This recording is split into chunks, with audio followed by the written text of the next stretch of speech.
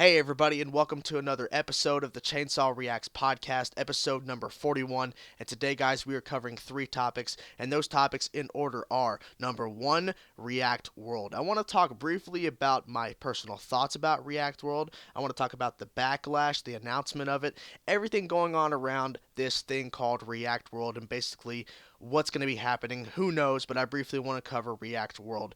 Topic number two is going to be Legends of Tomorrow Pilot Part 1 and Pilot Part 2 review. I'm not sure if I'm going to cover every single episode of Legends of Tomorrow in a podcast or something like that, but I briefly want to talk about the fact that the two episodes were amazing and talk a little bit about the fact that they took a pilot and split it into two episodes and just talk a little bit about it, kind of like a review. But I do want to discuss both episodes, so there's that. And topic number three is going to be DC Universe, the DC Cinematic Universe, killing off TV versions of characters on shows for no reason. Basically, just talking a little bit about that and basically why I think it's wrong and why I think it shouldn't happen at all. So, without further ado, guys, let's get to the first topic, which is React World. Now, I didn't hear about this announcement on the day of. I heard about this on Twitter. I think it was yesterday, I believe. And Akasan was tweeting out about it and all this kind of stuff. And he was saying that he was going to make a video about it, and he made a video about it. It might have been 2 days ago at this point, but regardless, I watched Akasan's video talking about it because, like I said, never heard about it until Akasana was tweeting about it. And he was saying he was getting messages and all this kind of stuff. And I didn't hear a peep. I didn't hear nothing about this thing called React World. And in Akasan's video, he revealed a bunch of details about basically what it entails if you sign up for React World. And I was instantly turned off even before his video because I went and did a little bit of looking, but I didn't look too much into it until I saw Akasan's video. And then after that, I did some more research about it. It is not appealing. It looks stupid. To me, the Fine Brothers jumped the gun. They basically jumped into a sinking boat and then just sunk to the ground, to the bottom of the ocean. The way that analogy, horrible analogy, but you understand my point. They made this announcement in a wrong way. It just came across wrong, and they had to do a little bit of backtracking, and they had to comment on their own video and say, we're not claiming we own reactions or we own reaction channels and all that kind of stuff, or we will shut them down. And they're saying that they're not going to shut down reaction channels that are not signing with us or whatever.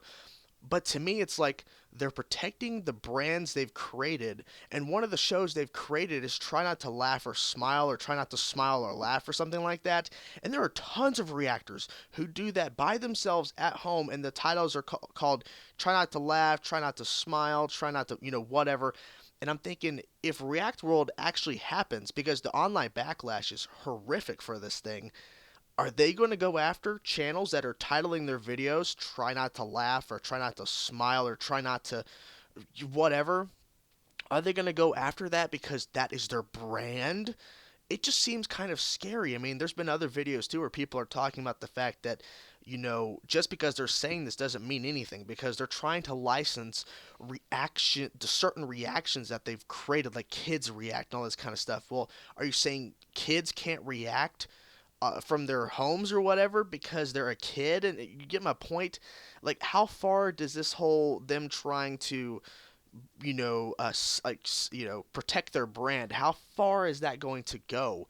Because to me, the Fine Brothers have done sketch videos and other stuff like that, but the Fine Brothers have built their empire, or their business as they called it in their own video, by just filming people watching videos. Now, look, I react. I react a lot, okay? But there's other people that react a lot more than me and have been doing it a lot longer than me.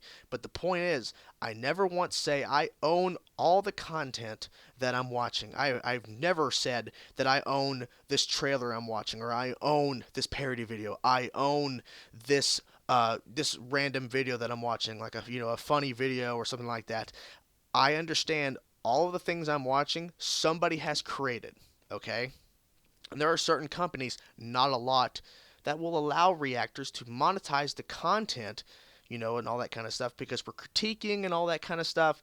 But my question is, how far are the Fine Brothers are going to go with this branding and protecting their own stuff? Because to me, it's like I'm kind of competing against them because I'm not going to sign up to React World, and I feel like, are they going to go after me or something? Or are they going to come after me for something I do? I don't know, and they say they're not. But look, people say they're not going to do stuff all the time, okay? And look at the online backlash the Fine Brothers have been getting from this. They're getting attacked left and right, and there's people also critiquing, but they're not attacking them, but they're kind of saying, you probably should have made this video differently. You probably should have explained more what's happening, because basically it's like you're signing up for a service that you can't use any of promotional stuff. You can't use certain stuff from their from their licensing. You can't use certain logos and stuff like that from them.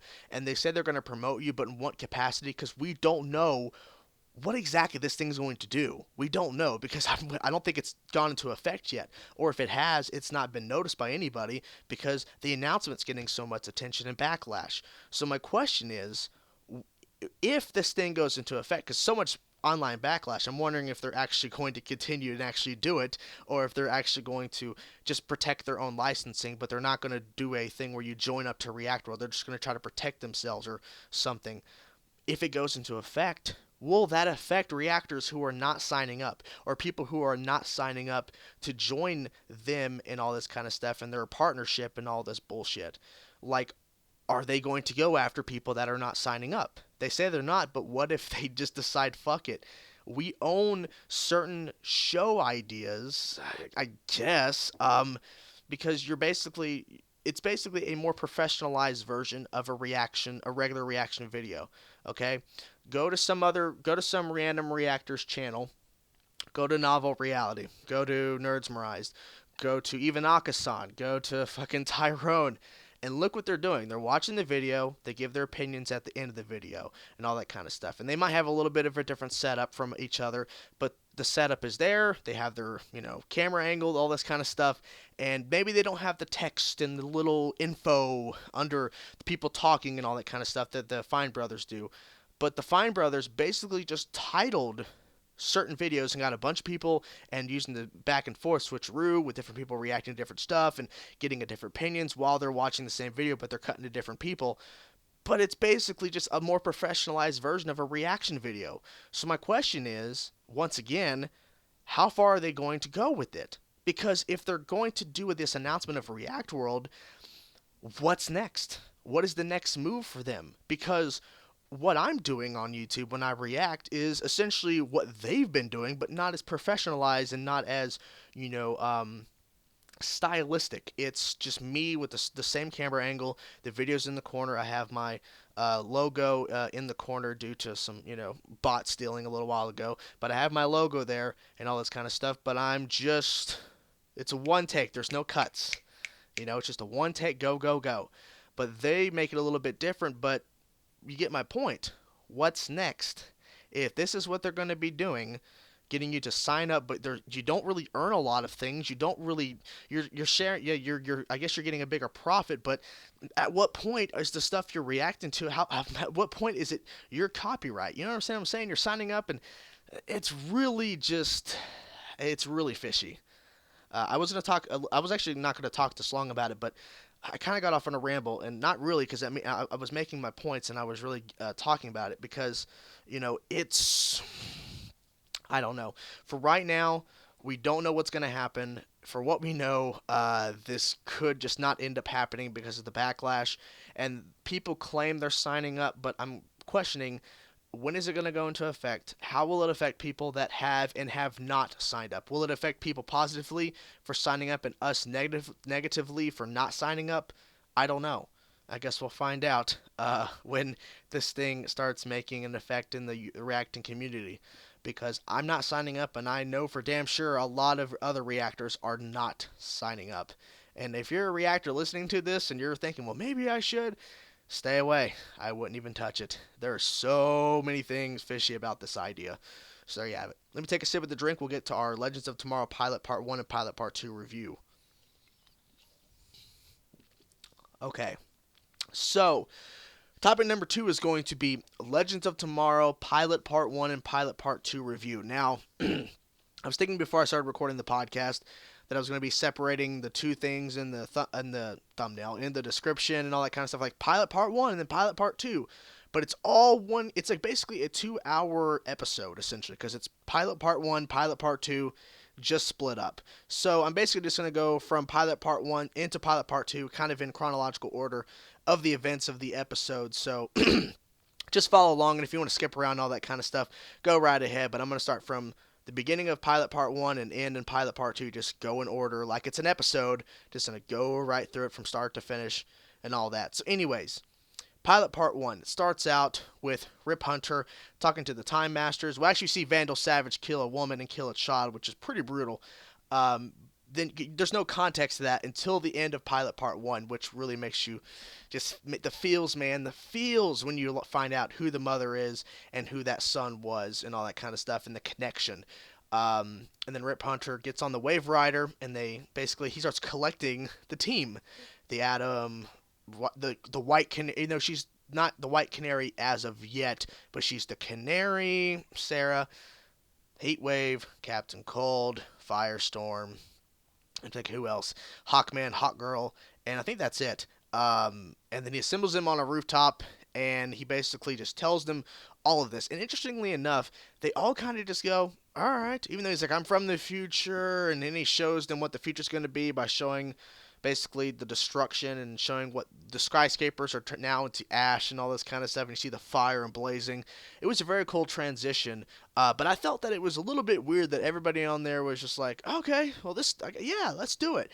It was kind of a bizarre thing they all just accepted. Like, well, it's Vandal Savage. Hawkman, Hawkgirl's like, well, yeah, I mean, he's been killing us for 4,000 years. Let's do it. I'm like, you trust this dude? Like, he's just some random guy who shows up, and you're like, all right, well, let's do it. They had to do it, I guess, for writing purposes. If they caused too much confusion and too much, problems, and there was fighting going on the roof, then the episode probably would not have ended at a good point because there'd be too much of that scene going on where they're like, well, we don't believe you. Who are you? And so I guess it was like, just get right to the point.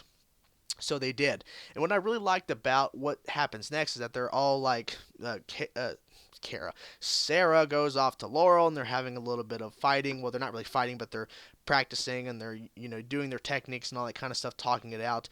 Ray Palmer, aka Adam, goes to Green Arrow, which is awesome. Oliver's in the episode, and they have a little talk about it, and Oliver's like, well, do you trust the guy and all this kind of stuff? And then Ray's like, I want to be a hero. I want to do this. When everyone thought I died, nothing changed, nothing happened, no one cared. So he wants to make a difference in this world. And so eventually everybody that was on the rooftop eventually goes in one way or another on this adventure back to 1975 to stop Vandal Savage. And they go and meet a professor, and they tease this professor on the Arrow Flash crossover this year. He was talking about Vandal Savage, a professor in 1975, talking about Vandal Savage and all this kind of stuff. And I think like his staff that he used in the Arrow Flash crossover and all that kind of stuff. And I didn't really expect them to actually bring that actor, the Doctor from the tape from the Arrow Flash crossover on a show, and they brought him in Legends of Tomorrow right away.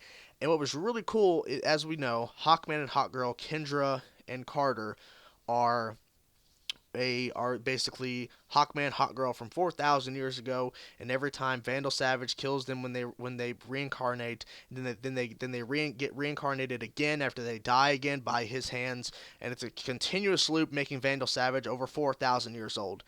And they meet the professor, and the professor just says, I'm your son from a former past life of yours, probably 2 lives ago, I think at this point with the timeline, maybe 3.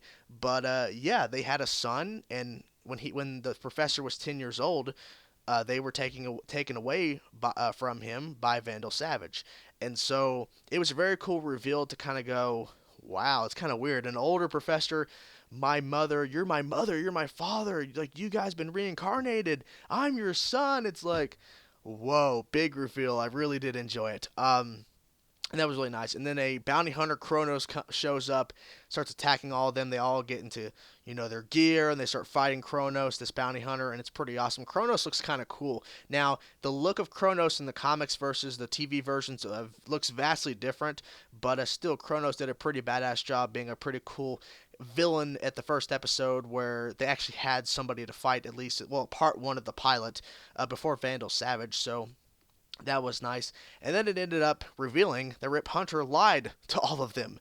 Because Rip Hunter said to all of them on the rooftop, all of you are legends. And it turns out their deaths in the timeline mean nothing. Just absolutely nothing. So when White Canary, excuse my throat, the Atom, Heatwave, Captain Cold, Firestorm, a Hawkman, Hawkgirl, their deaths mean nothing in the timeline. Just nothing. So that's why he picked them in order to do the mission, because ultimately they're not going to matter at all. That's why people were like saying, well, why didn't he go get Green Arrow or the Flash or anything like that? And it's like, they're important to the timeline. They are important, okay? So getting them would upset the timeline because they're not around. They're on this Wave Rider. They're going through time. The Green Arrow, excuse me, and the Flash are important. That's why they didn't get them. And obviously they have their own shows. So there's that. So that was the big reveal. But then the big reveal of the mother and the son being killed at the beginning of part one pilot was killed by Savage was actually Rip Hunter's wife and his son. And he was explaining how Time Masters, it's forbidden, kind of like Jedi in Star Wars, that they are not allowed to have. They're not to have relations, not allowed to be married, have kids. And Rip Hunter lost his son and his wife that day. And so it's a personal mission to go stop Vandal Savage and not a mission from the Time Masters or whatever, the lie he gave. And they all ended up saying, well, we'll stick with you. Now, what was really interesting at first is that when the episode finished airing on TV, when it premiered, I didn't realize that was part one of the pilot. I thought that was just pilot part one, or just the pilot. And then the episode two, which aired this week, is going to be, just a continuation of the story, just called something else. Nope, it's pilot part two. So that was very, very awesome. So we transition into pilot part two, which immediately jumps into the action, which I really enjoyed because part one, excuse me, was building up a slow burn, if you will, up to some action scenes and all that kind of stuff with fighting Kronos, because they had to set up the characters being on the Wave Rider, being on the time travel ship with Rip Hunter, so they had to set it up, because if they got right to some action, all that kind of stuff with the team, and they're already a team and they're on a roof, now they're fighting some guy, it wouldn't make a lot of sense, so you had to do a slow build. But part two picks up immediately. They're still in 1975. They're gonna go see Vandal Savage, and he's selling a nuclear weapon. So they send Firestorm, Victor Garber, Dr. Stein, Heatwave, Captain Cold, and Sarah, White Canary, into the buying of the nuclear weapon in this big humongous warehouse. And who is there besides Vandal Savage? None other than Damien Dark. Now this is a cool little cameo. It was really awesome to bring him into the show and all that kind of stuff. And then of course he has to be the one that confronts them until Vandal Savage shows up.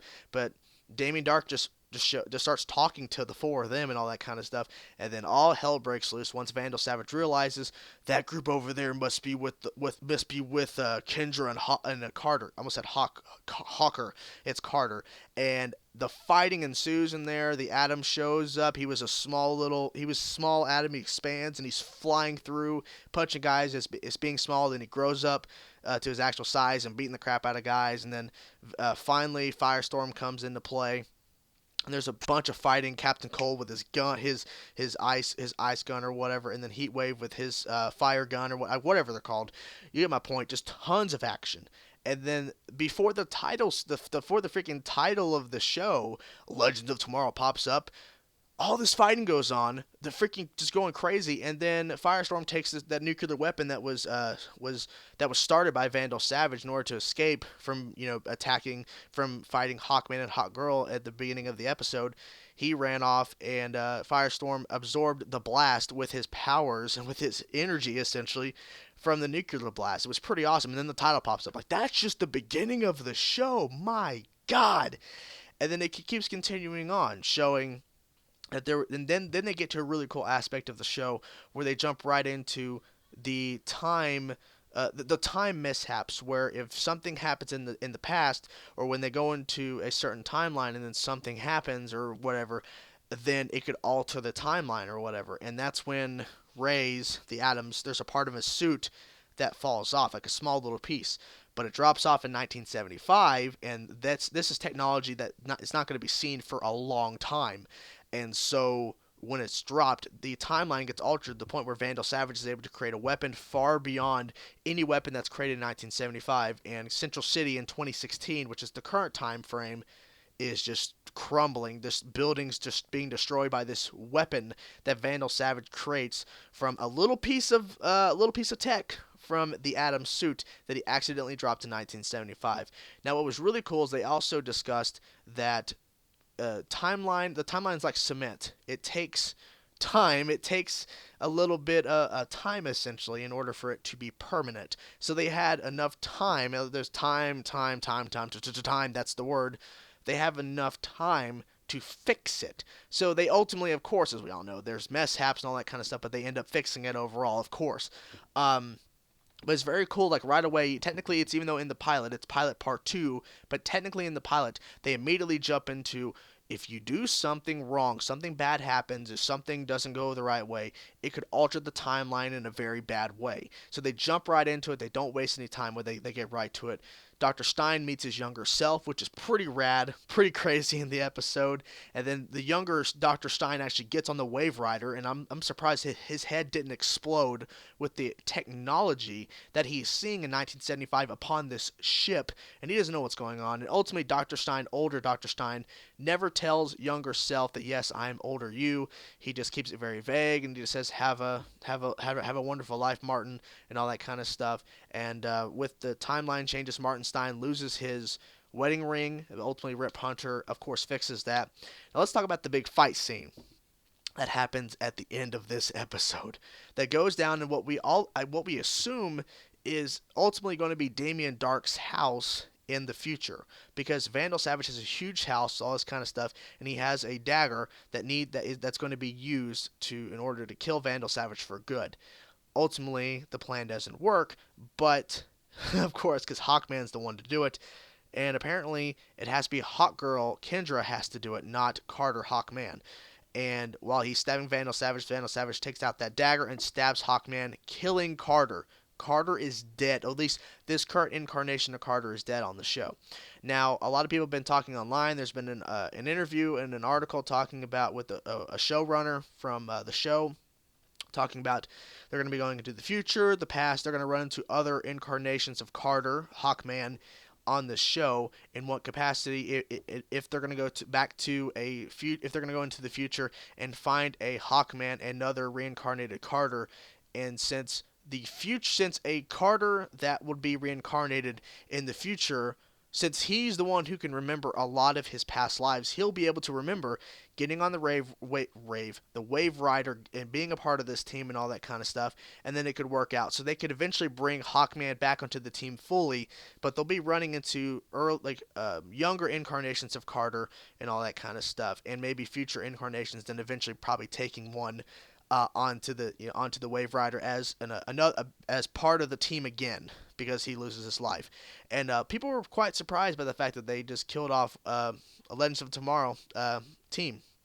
They just killed off one of them immediately. Now, people were saying it wasn't that impactful, but for me, it made a lot of sense, because they have to show the show. I mean, the stuff's going to happen all the time. This thing's going to be a crazy, ridiculous show. And I was quite surprised. The showrunner who did the interview that was released after Carter died on the episode, that, this was planned all along. They were planning on doing it anyways. It was going to happen regardless, because they wanted to set up that anything can happen on this show. There are big stakes happening. This is not, a typical Arrow Flash show. This is more intense, more crazy, and they are right at the huge team show. It's crazy, it's phenomenal, it's fantastic, and I really do enjoy it. And I felt like overall that it was a great pilot. Well, part 1, part 2 pilot, but it's just an overall a great 2-hour episode, really. Because if you watch them back to back, part 1 then part 2 immediately afterwards, it's a great 2-hour thing to watch. An hour 45 minutes, hour 30 minutes, whatever, without the commercials. But yeah, really awesome, and I really do enjoy it. I'm really excited for this show, and I cannot wait for next week's episode to see them going and having more adventures to stop Vandal Savage for good. So let's hope they can. Take a sip of the drink. We'll get to our last topic, guys. Okay. The final topic is going to be DC Universe, DC Cinematic Universe, killing off TV versions of characters. Now, This is very interesting because, as we all know, Marvel, everything's connected. The movies, Netflix, ABC shows, all of it's connected. All the movies, Agents of S.H.I.E.L.D., Agent Carter, Daredevil, Jessica Jones, Luke Cage, Iron Fist coming up, the Defenders, everything's all connected. DC, anything DC movie, as of right now, Batman v Superman, Suicide Squad, Wonder Woman, Superman solo, Batman solo movie, Shazam, Green Lantern, Cyborg, all that, right, is all connected. All the movies are connected. On the TV side, Arrow, Flash, Legends of Tomorrow are all connected. Now, technically, Constantine's connected to the Arrowverse. They call it the Arrowverse, right? Arrow, Flash, Legends of Tomorrow, Constantine now, all connected. Supergirl, not connected. Oh, Vixen too. Excuse me. Vixen's actually gonna be Vixen's a animated show, but it's connected, and they are bringing Vixen to live action. Supergirl is not officially connected, but Supergirl possibly will be connected through Supergirl being on another Earth, but it will be connected through the timeline and all that kind of stuff eventually. Now, you see the difference there? Marvel's all connected. DC, not connected. So why am I talking about this right now? I'm going to spoil a little bit about Arrow Season 4, Episode 11, AWOL. So if you've not seen the newest episode of Season 4 of Arrow, Episode 11, AWOL, click away now. Okay? Because I'm going to spoil what happens in the episode. Are you gone? Okay. They kill off Amanda Waller. Now, here's the thing. They did not kill Amanda Waller because they had to kill the character. They killed Amanda Waller because the DC universe, the DC cinematic universe, the movie universe, which is completely separate, wanted her dead. Because Amanda Waller is on Suicide Squad, which is coming out in August. So they killed off Amanda Waller. Now, you could say, well, maybe the showrunners decided it was time for Amanda Waller to die. Point. But she dies by a no-name organization called Shadowspire, whatever it's called. Yes, some guy pulled the trigger. But you know who paid the guy who pulled the trigger? The DC universe. The DC movie universe paid the gunman to pull the trigger. Okay? Now look, we don't know 100% why Amanda Waller died on Arrow Season 4, the latest episode this week, as I'm recording this podcast, the most recent episode. But I'm guaranteeing that's why. As in Season 3, they killed off Deadshot for no reason. Arrow Season 3, they killed off Deadshot for no reason, but just because they're going to be promoting Suicide Squad and Deadshot. Obviously, Will Smith is Deadshot in the Suicide Squad movie. So we're going to kill off Deadshot. We're going to kill off the Suicide Squad. I'm surprised they actually had Amanda Waller on Season 4. She was in there at Season 4 flashback, the very beginning of Episode 1 of Season 4 for Arrow, and then they bring her back in this episode just to die. So, look, I'm not going to say that DC is completely stupid, but I think that they made a bunch of errors with this. Because, look, they could have easily had the episode of Arrow with Amanda Waller and she gets shot in the arm or something and she survives, right? But they don't do anything with her character, story arc-wise, until Season 5 of Arrow, after Suicide Squad the movie in August is already in theaters and it's done. They could do a storyline in November, like Episode 4, 5, or 6 of Season 5. They could bring Amanda Waller back in Season 5 because Suicide Squad's done in theaters, so now they can do some more arcs with certain characters that are in the movie too. But I just think, with the circumstances, they've already killed Deadshot, now they've killed Amanda Waller, they're basically dismantling the Suicide Squad angle, or the angle of the potential of certain characters being used in the TV, because in the movies they're going to be in the movies too, but the fact that Amanda Waller's in the movie, we have to kill off the TV version. I don't understand that. I just don't get it. I don't understand what the point is. What is the point of making your TV universes, in some cases, we don't know if Gotham's connected to Arrow and all that kind of stuff, or any of the shows that Arrow's connected to. We don't know if Gotham's connected to Supergirl. But what we can assume right now is Arrowverse, which is Arrow, Flash, and Legends. Supergirl, as of right now, until they officially do a crossover with Arrow and Flash and all that kind of stuff with Supergirl. But Supergirl, and then Gotham, there are 3 different TV universes going on right now. But with the movies, there's only one. But if you make it so damn simple, the movies and TV shows are separate, completely separate. Stephen Amell will never appear as the Green Arrow in the movies. You will never see Henry Cavill as Superman pop up at Supergirl. If you're making that clear, stay away from affecting the showrunners for TV shows. Stop affecting them. Stop killing off characters. Stop doing this crap. Just because you have a movie with the same character in it doesn't mean you have to kill off the the version of the character, because your movie character is so much more important than the TV version of the character. That's the way I see it. That's why I think they cut off Deadshot, because Will Smith is Deadshot in the movie, so we got to get rid of Deadshot in the TV, you know?